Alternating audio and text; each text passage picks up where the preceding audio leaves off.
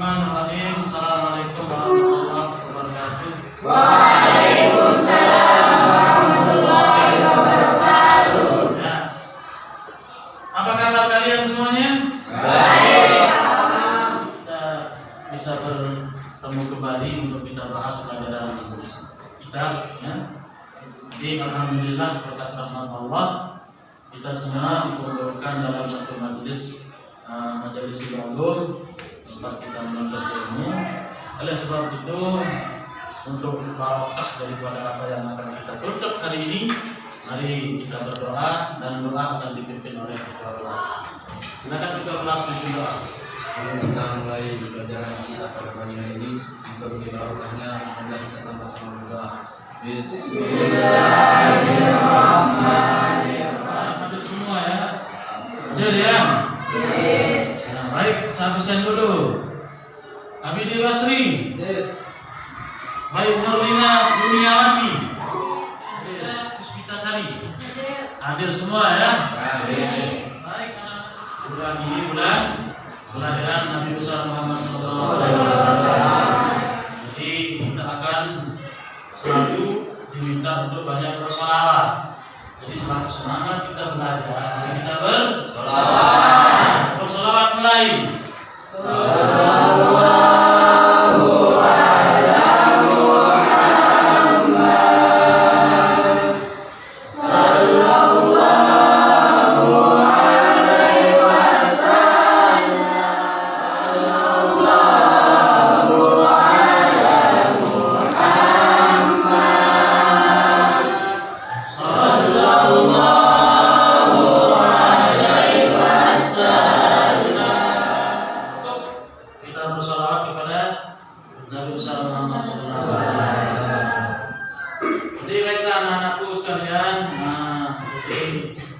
Pada pertemuan kali ini Bapak akan menyampaikan tujuan kita belajar tentang ilmu kalam, ya. Jadi melalui pengajian dan diskusi Bapak harap kalian mampu untuk menguasai atau menjelaskan tentang pengertian ilmu kalam, dasar kita berbicara tentang ilmu kalam, kemudian ruang lingkup ilmu kalam, sejarah ilmu kalam, dan lingkungan ilmu kalam, seterusnya. Selanjutnya melalui pengamatan dan diskusi, ya, kalian dapat menjelaskan sejarah munculnya ilmu kalam. Kemudian seterusnya adalah dapat menjelaskan, kalian dapat menjelaskan hubungan ilmu kalam dengan ilmu lainnya. Ya, anak-anakku sekalian, kita lihat slide PowerPoint, ya, PowerPoint, ya. Bapak sudah bikin slide PowerPoint, yaitu pertama ilmu kalam. Jadi kita akan berbicara ilmu kalam dari pengertiannya. Ada pengertian etimologi atau pengertian secara bahasa. Jadi secara bahasa ilmu kalam itu artinya pembicaraan. Apa maksudnya itu? Pembicaraan yang berdasarkan logika. Jadi binatang itu tidak bisa berbicara, tapi bisa bersuara atau bisa berucap. Tidak bisa ya berbicara. Maka pembicaraan yang kita bahas di sini adalah pembicaraan berdasarkan logika, dan itu ada pada manusia. Selanjutnya adalah lihat pengertian secara terminologi atau istilah. Jadi yang dibicarakan dalam ilmu kalam itu adalah pembicaraan tentang ketuhanan dengan dasar kita mengerti ketuhanan itu, baik eksistensi ketuhanan itu berdasarkan akal dan pikiran yang baik atau yang sehat. Itu secara istilahnya. Sebenarnya dasar ilmu kalam kita lihat, kita boleh atau bisa mempelajari ilmu kalam karena ada nasnya dalam Al-Quran. Itu kita lihat firman Allah dalam Quran surat Al-Nas. Ada yang bisa bantu bacakan? Nah, silakan.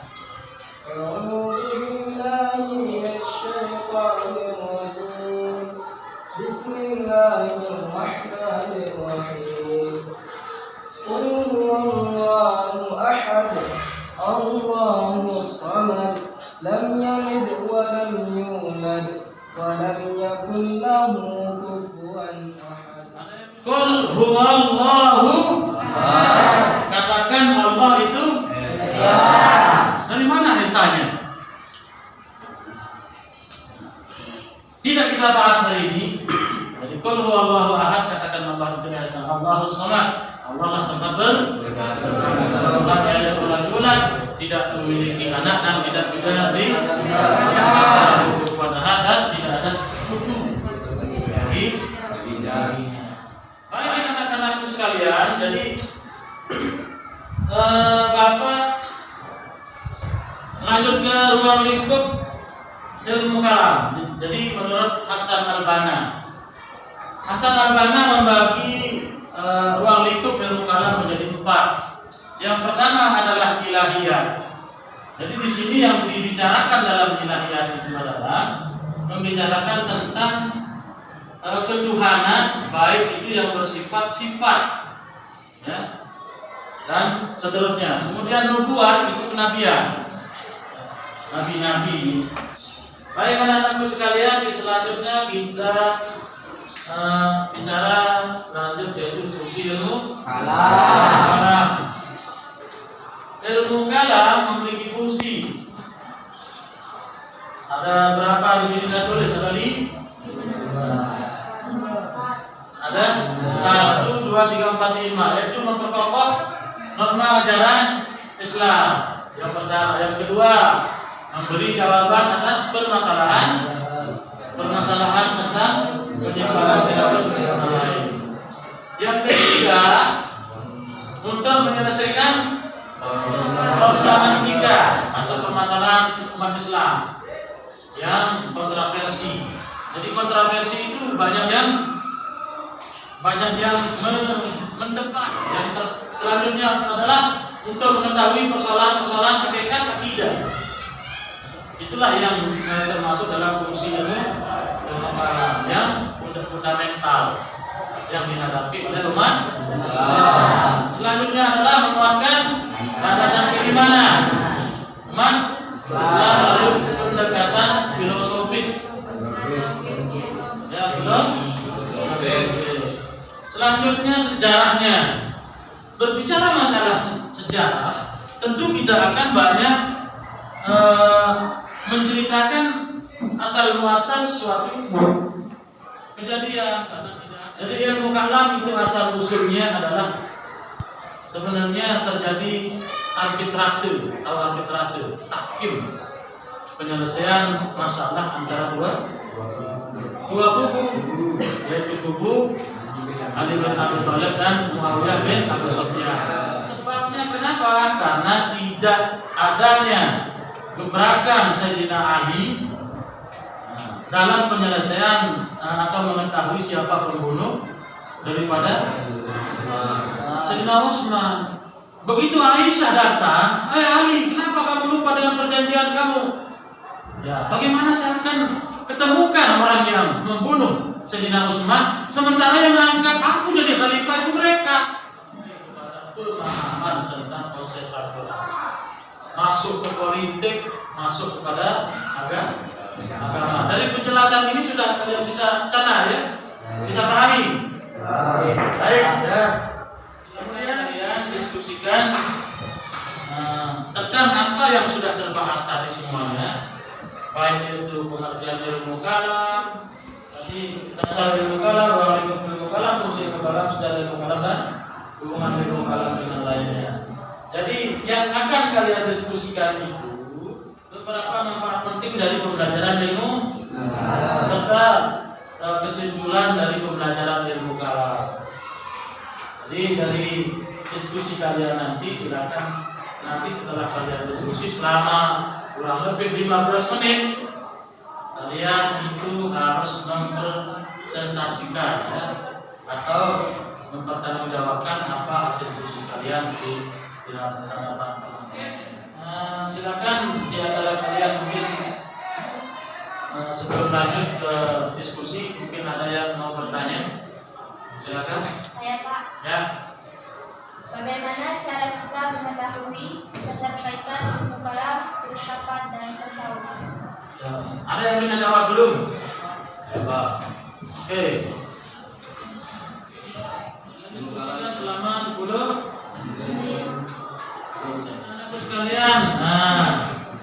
Jadi Bapak harap kalian sudah selesai diskusi kita. Manfaat mempelajari ilmu kalam serta dapat menyimpulkan apa yang sudah kita bahas dan kalian diskusikan. Ya. Mungkin kalian bisa mempresentasikan atau mengambil manfaat daripada apa yang Dengan ini Al-Syaibani berpendapat bahwa filsafat bukanlah hikmah itu sendiri, melainkan cinta terhadap hikmah. yang lain, kelompok mana silakan? Saya Pak.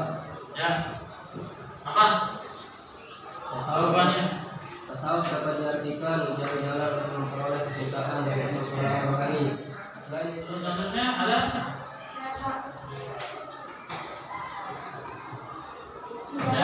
Di dalam pertumbuhannya, ilmu kalam atau teknologi berkembang menjadi teknologi rasional. Waalaikumsalam warahmatullahi wabarakatuh. Kesimpulan dari ilmu kalam adalah ilmu yang membahas tentang masalah ketuhanan serta berbagai masalah yang berkaitan dengannya berdasarkan dalil-dalil yang meyakinkan. Ilmu kalam juga dinamakan ilmu atau mengenal Allah dengan dalil-dalil yang pasti dan memperoleh kebahagiaan yang kekal dan abadi. Dari kelompok kami menyimpulkan manfaat ilmu kalam adalah meningkatkan kemampuan pemahaman, penghayatan, dan pengalaman kami sebagai santri tentang ilmu kalam sehingga menjadi muslim yang penuh tanggung jawab dan bijaksana dalam kehidupan pribadi, masyarakat, berbangsa dan Oke, tepuk tangan. Jadi jawaban semuanya bagus ya. Tapi Bapak akan tambahkan, jadi ketiga hubungan ilmu kalam, filsafat dengan tasawuf, ketiga-tiganya adalah bersumber dari akal sehat. Cuma walaupun berasal dari akal sehat, tapi dia antara tasawuf dengan filsafat dengan ilmu kalam itu merupakan sumber kedua di dalam kita menjelaskan tentang eksistensi ketuhanan. Silakan ikuti penunjuk terhadap apa yang akan kalian kerjakan di rumah ya. Baik, tidak ada pertanyaan? Cukup? Waktu juga sudah.